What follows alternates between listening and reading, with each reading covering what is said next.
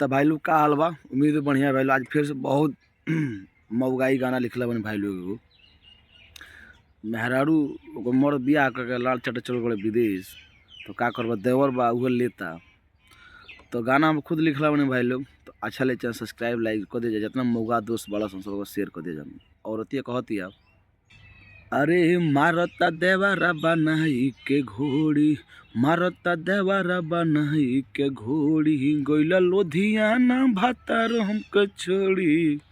अरे गोइला लोधियाना भातार हमके छोड़ी, मारता देवरा बनाई के घोड़ी, पेलता देवरा बनाई के घोड़ी। आगे और कहती है वो आधी आधी रतिया में लगे आई जाता, फार दी सामान हमर ऐसन बुझाता। आधी आधी रतिया में लगे आई जाता, फार दी सामान हमर ऐसन बुझाता।